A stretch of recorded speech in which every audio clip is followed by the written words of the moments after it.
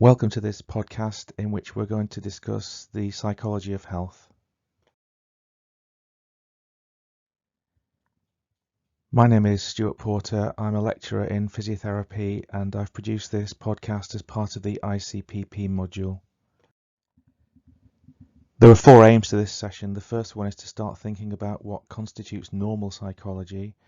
Then I'm going to present some examples of abnormal psychology, to think about our own experiences of our own psychology and various behaviours that we might encounter in clinical practice, and how this knowledge will help us in our future clinical practice. Health psychology is the study of our behaviours and the lifestyles that affect the way that we perceive our health and the physical health that we have as a result of our environment. I have a couple of quotes here that I thought were useful. One is from Hippocrates and one is from Carl Rogers. So Hippocrates says that a wise man should consider that health is the greatest of blessings and learn how by his own thought to derive benefit from his illnesses. And Carl Rogers added that neurotic behaviour is quite predictable and healthy behaviour is unpredictable. So I'm trying to get across the message here that once we try and put people into boxes, it's almost doomed to failure. There will be occasions in your career where you cannot understand or predict how somebody's going to behave. Of course, your patients are not the enemy, but this quote is useful. If you want to know your enemy, you must become your enemy. If you can try and find out what makes a person operate psychologically and what thought processes they're going through, you've got a far better chance of understanding their behaviours and maybe influencing their behaviours also. Don't forget that most of the patients that you see will have chronic disease, and quite a lot of these will require some kind of buy-in from the healthcare professional. It's important to have a basic understanding of health psychology because the types of diseases that we are encountering are changing. I'm recording this in the middle of the coronavirus pandemic. The costs of healthcare are escalating, and we're getting different views of healthcare now. We are getting different views of the way that we should manage patients, clients, whatever we call them. It's perhaps a cliche, but nonetheless it's true. We want people to understand us and understand what decisions we make and why we're making them. And that's a key part of being a healthcare professional.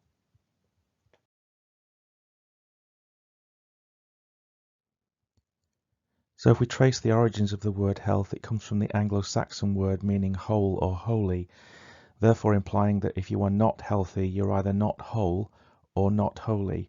So throughout history, being unhealthy was quite often associated with being away from God or in connection with evil or not complete.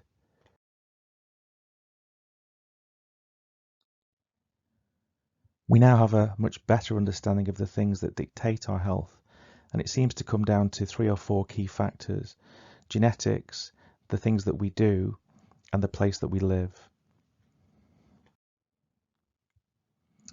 This obviously doesn't work all the time. There are some conditions which are 100% genetic, such as Down syndrome, but generally pick any of the major diseases that you will encounter in clinical practice: type 2 diabetes, heart disease, some cancers, some mental illnesses, and you can usually find 3 key parameters that dictate them: genetics, environment, and behaviours.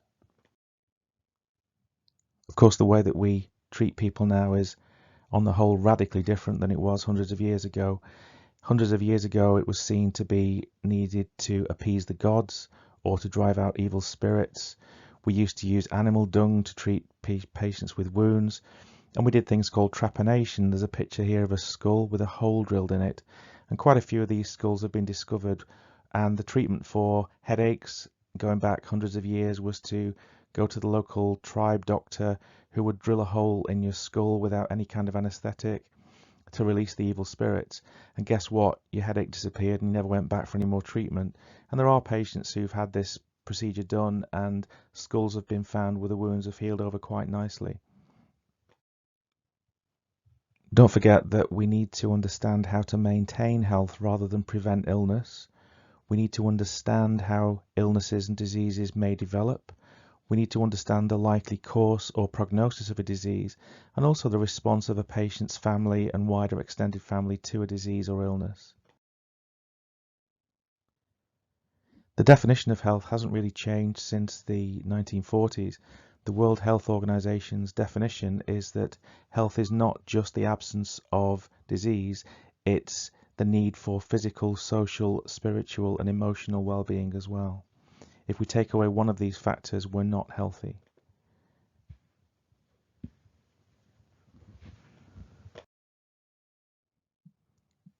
One of the great debates in psychology is what makes us who we are. Is it nature or is it nurture? Is it our genetics or is it our environment or is it a combination of both?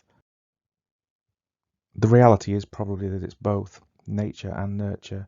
We certainly learn from our experiences and our observations. This is me being Indiana Jones, and this is me thinking I'm Tom Cruise. As you become older, you realize that you become a role model to others, which is a scary thought. Last year, I asked my physio students to come dressed as their worst Hollywood horror villain, and one of them came dressed as me, which is quite surprising, really. Thank you very much. You will certainly find examples of sociopaths and psychopaths and serial killers who've had traumatic life events that made them what they are, but there are exceptions. This guy is Jeffrey Dahmer, who killed at least 17 young men, dismembered them, kept them in his home, had a perfectly normal upbringing with perfectly respectable parents and no obvious signs of trauma. We're just going to talk now about some of the key theories and concepts in health behavior that have shaped our understanding of what people do. The first one of these is something called lay beliefs, and that's basically what people believe as a product of their culture, upbringing, and social interactions. It's a really important thing. If you believe something, whether there's science behind it or not, you will act in accordance with those beliefs. I remember going to pick up my little girl from school one day and she'd had a fall and banged her head. And the standard treatment in most primary schools, no matter what the injury and how severe it is a green paper towel folded neatly and wet under the tap and applied to the body part for 3 minutes. Obviously, she came out of school with this thing pressed to her head, and I tried to be intelligent and said, there's no evidence behind that, it's a complete waste of time, get rid of it. She got rid of it, and immediately a bump appeared on her head and she started to howl. So I learned a valuable lesson that day about what somebody believes about treatment. My father had a rather rare condition called erythema nodosum, which is a rheumatological condition. Now, bear in mind, my PhD is in rheumatology. I also tried the same thing with my father and told him that a copper bracelet worn around his wrist would have no impact whatsoever. In fact, copper is a toxic heavy metal, which is not a good thing to have in high degrees. But he wouldn't take it off, and he was insistent that this copper bracelet was controlling his symptoms, and I learned to keep my mouth shut. I think one of the hardest things about being a health professional is trying to keep an open mind and not make judgments about people that are perhaps unfair. People will do things that you find bizarre or odd or not normal. I think it's important to understand that people will act in accordance with their intentions, and there's always a reason why people do the things that they do, although we may not agree with what they do. Health psychology theories really started in America in the 1950s, and one of the early ones is the health belief model, and it's regarded as the first real approach to try and understand what people did. And it talks about behavior of people being governed by susceptibility to a health threat, the perceived severity of that health threat, the perceived benefit to a particular behavior, and the perceived barriers and inconvenience. So, for example, if somebody's overweight, do they consider that to be an issue? Or is that something that's not going to be a problem? If they are overweight, is it going to be a severe problem or is it something that they can deal with? What's the benefit to going to the gym if you are overweight? And what are the barriers and inconvenience factors of going to the gym?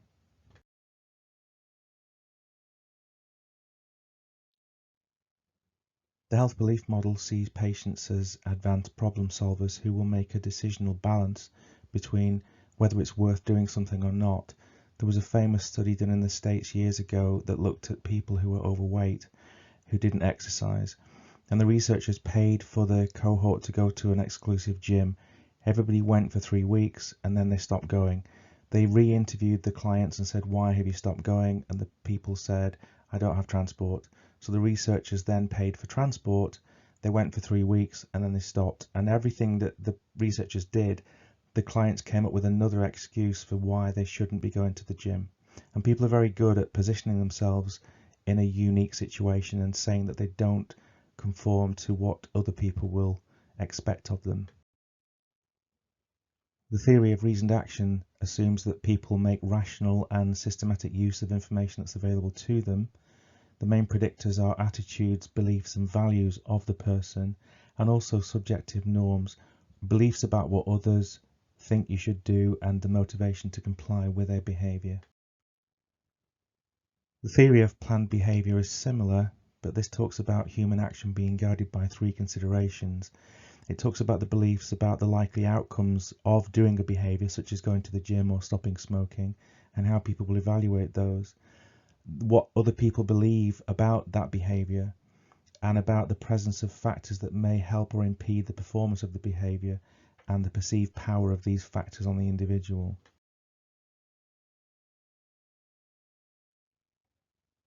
It's worth mentioning subjective norms.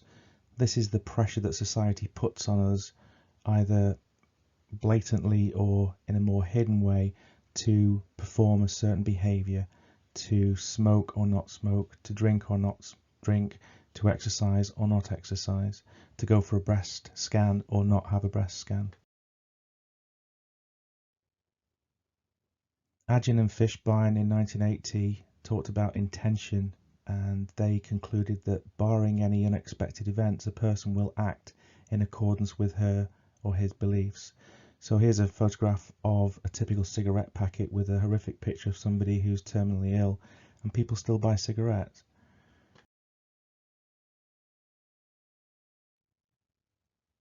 The trans-theoretical model of behaviour change is more of a circular model, as you can see here. So it talks about contemplation of a behaviour. So should I start going to the gym? Preparation for that behaviour. So I'm going to buy some expensive gear and some trainers. Action, I'm going to start going to the gym. Maintenance, I'm going to go twice a week. Relapse, I decide not to go. And then I reevaluate whether it's worth going back to the gym or not. The concept of locus of control is an interesting one, and you see this all the time in everyday life. There's an internal and an external locus of control. Somebody with an internal locus of control, for example, a student that fails an exam, if a student has an internal locus, they will come up to me and they will say, Stuart, I've let you down, I didn't put the work in, what can I do to make myself better next time? An external locus will come to me and say, it's your fault, you didn't teach me the right information, you asked me the wrong questions in the exam. And believe me, I've had that before. The best result are the people who have an internal locus of control, because their drive is internal. There is actually another locus of control, which is the chance locus of control, which is an interesting one, and you see this quite a lot as well. So if you say to a patient, why do you smoke? They will quite often blame it on some concept which is very difficult to disprove. So they will say, well, I'm going to die anyway, or they will quote the Uncle Bob who lived till he was 95, who smoked 20 cigarettes a day and lived till a ripe old age. Or you see it in sport, you know, people have this belief that if they play a match on a Tuesday, they're not going to do very well, or if they wear red socks, they're not going to play as well as if they play in blue socks. It's always dangerous to try and put people into boxes, as we said earlier, but I've tried to show the 3 loci of control here. Obviously, there are occasions when it's valid to have an internal locus and valid to have an external locus. So there are occasions when it isn't your fault, and there are occasions when it is your fault, and there are occasions where it's purely down to some random fact that no one's got any control over. I thought long and hard about whether to leave this slide in. I've decided to leave it in, just as a reminder, because no matter how much you know about psychology or pathology or your profession, you will come across people that behave in a way that you cannot understand, and it's not necessarily your fault if that's the case. I thought it was worth, on the next 2 slides, just showing you the change in causes of death. So in the year 1900, most deaths were caused by infections. We've got pneumonia, TB, and diarrhea. Cancer and senility, which is going to be dementia, are much lower on the scale. Fast forward 100 years to the year 2000 and things have changed an awful lot. Look at the top 3 diseases now: heart disease, cancers and strokes. They are to a large extent behaviourally related. Of course, disease is not only related to geography, but there's a very strong correlation between our environment, our personal world, and the diseases that we are subjected to. One of the things that you can't get away from is the placebo effect. So all the professions that you're going to go into, the placebo effect will play a role.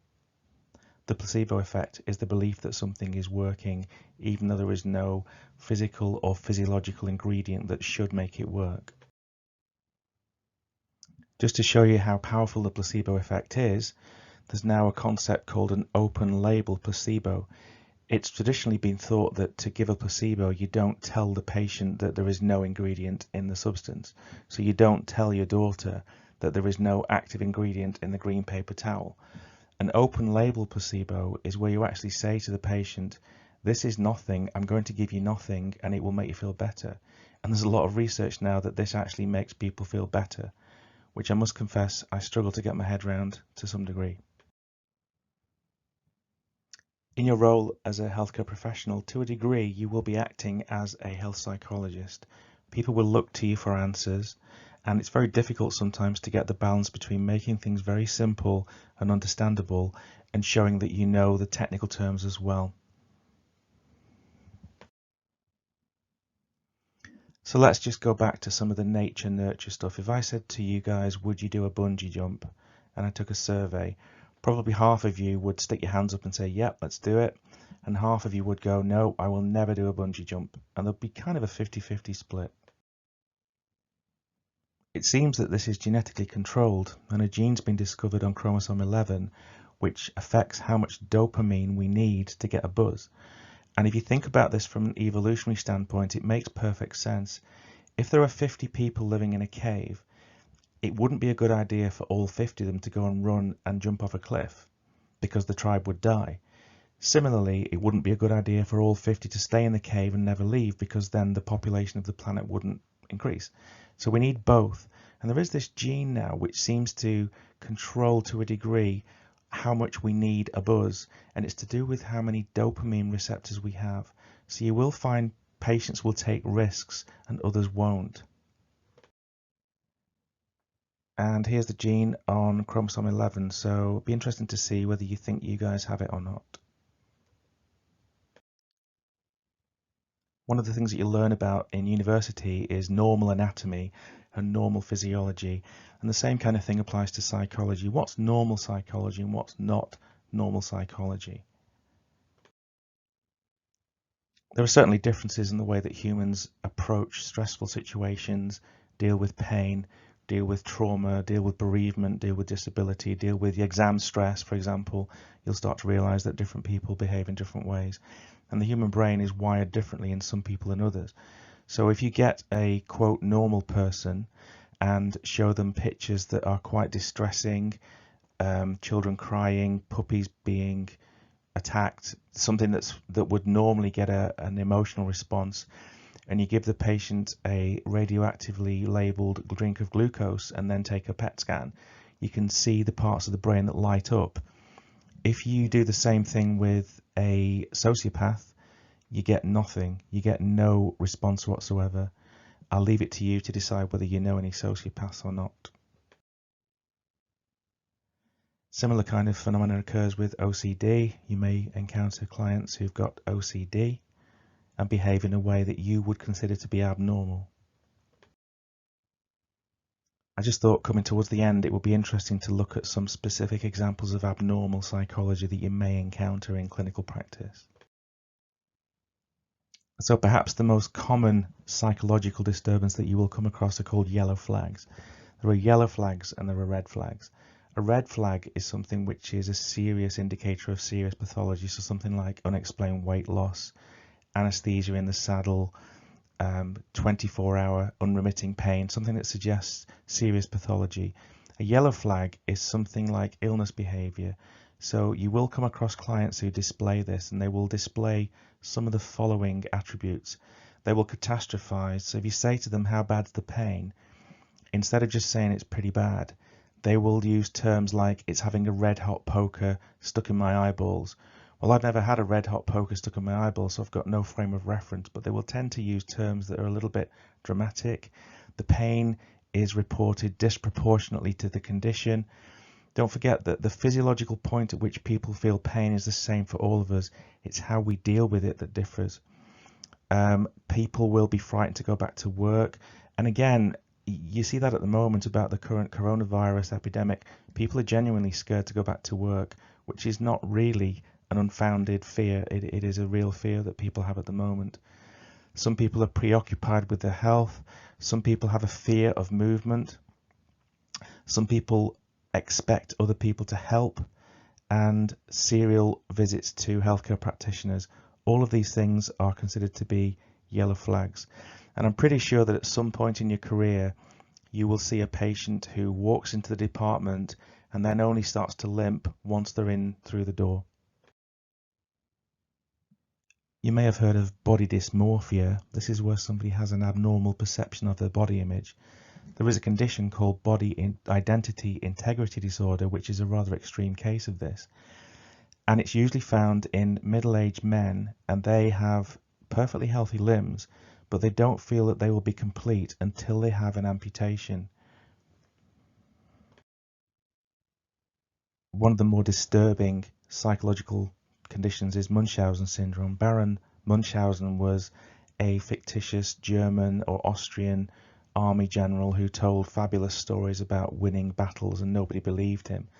So Munchausen syndrome is a condition where people exaggerate or fake an illness either for support, contact, attention. This is an example of a young girl who exhibited Munchausen syndrome. She was 18 years old, and I think the story was that she had a benign breast lump. She went in for some kind of minor surgery, and when she was in, she found that she got an awful lot of attention and support and social media followers. So she kept it going, and she shaved her head, shaved her eyebrows, and faked the fact that she had cancer, and eventually made a lot of money from donations. She was eventually convicted of fraud and sentenced to some jail time. Another example closer to home was this young lady, Beverly Allett, who was a student nurse. Interestingly enough, if you watch the Discovery Channel documentary on this, it was actually filmed in the Mary Seacole building. But this is a young girl who was a student nurse who got a real buzz from being around children that needed to be resuscitated. And what she did was that she injected them with insulin or put air into a syringe to deliberately make the child ill so that she could be the one that could call the crash team and be a part of that. And the way that they found her was that they made a big spreadsheet on the wall, and every time a child was sick, this young lady was on duty. So this is Munchausen's by proxy, where you make somebody else sick. Munchausen's is not that common, but you may come across it, and there are some real clear parameters for who's at risk of Munchausen's. So if you have a close relative with a serious illness, if you have a poor sense of identity, if you have a serious childhood illness or traumas as a child, if you generally don't have good coping skills, if you've had a bereavement, low self-esteem, wanting and failing to become a healthcare professional or working in healthcare, I think at least 50% of people who get Munchausen's are healthcare professionals. This gentleman is Dr. Harold Shipman, who was a GP in Manchester, and he had Munchausen's by proxy, and he killed at least, we think, 200 people. The way that he was caught in the end was that he forged somebody's will, and the daughter recognized the fact that the signature was fake, and he ended up being sentenced and then hanged himself in prison some years later. The story goes with Harold Shipman that he was a very well loved and respected GP in Hyde in Manchester, and I believe the story with him was that as a young man he lost his mother to breast cancer, and she had a very painful last stage of life. And what happened was that the local GP would come and inject her with morphine, and it would take away her pain. And Harold Shipman appears to have become fixated on this removal of pain. And then in his later life, when he trained to be a doctor, he wanted to relive that. And it seems that that was how he, got his kind of satisfaction by proxy of watching the pain taken away from other people. I just thought it was worth mentioning the fact that even though medicine is obviously very advanced and making huge strides now, sometimes we do go back to the old cures. So we talked about trepanation early on. That's not a whole lot different from doing a decompression in a person with a subdural hematoma. And we use leeches now to remove blood from hematomas. We use them post-plastic surgery, post-skin grafts, and the leeches are bred in a sterile environment, and they take away the blood, and they also inject an anticoagulant as well. We need to understand that a lot of our patients are very, very frightened, and you are probably in your first year at university at the moment and probably equally frightened. But once you get out into the real world clinically, very quickly it becomes another day in the office for you. Please don't forget that your patients are generally terrified, and you will be coming across words and terms and machines in front of them that they've got no idea what's going on.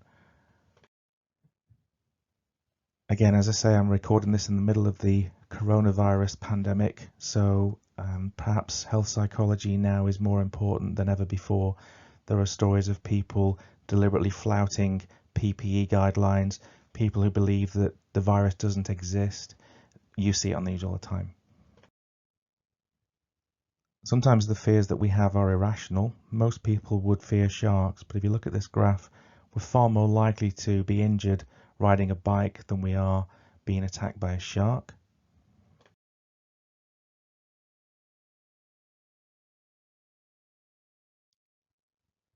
Also, it's very easy to preach about patients' behavior, but don't forget that we are patients as well. And I'm sure that if we were honest, we've all had the occasional duvet day where we just wanted to hide from the world and not do anything. So we all have slightly abnormal behaviors from time to time. Something else which is an increasingly common phenomena is the whole compensation culture. I've recently registered as an expert witness with the Chartered Society of Physiotherapy, and some of the training that I'm doing is quite interesting because it's almost as if we're trying to get ahead of the people that are faking the symptoms now, and regulations being passed to minimize the amount of money that people can claim from whiplashes. So that's something that you will come across. Medical negligence. There's a whole industry now based upon medical negligence. A few years ago, we went to New York on holiday, and I was listening to the TV, and there was an advertisement for medical negligence, followed by an advert for a lawyer who would sue your lawyer if they hadn't done a good job in defending you on medical negligence. So it's kind of becoming a little bit silly, really. Just wanted to end with one example that stuck with me for a long, long time. I was a student in Manchester back in the 1980s, and I did a pediatric placement. I always wanted to work with children, and this isn't her, this is just a picture from the internet, but I remember treating a little girl who'd become paraplegic, complete loss of her lower limbs and incontinent. She'd been admitted to hospital for scans, investigations, nothing was wrong, couldn't walk, perfect example of paraplegia. Nobody could understand why. What had happened was that the mother had got pregnant and the mother had miscarried, and the trauma of the miscarriage had made this little girl psychosomatically become paralyzed. Quite by chance, after a few months in hospital, the mother got pregnant again, and the minute that the mother said to the little girl, "You're going to have a baby brother," the little girl got up and walked again. And I've never forgotten that, and it's a true story. I can't prove it, but I was there, and it's just an example of how the mind can affect the physical functioning of the body. And I often wonder now what that little girl's up to. She's going to be an adult somewhere. As a physio, you see abnormal psychology on football fields all the time. You can tell very quickly whether somebody's really injured or not. I suspect that these three guys are not really injured. And that's the end of this presentation, and I hope you found it useful.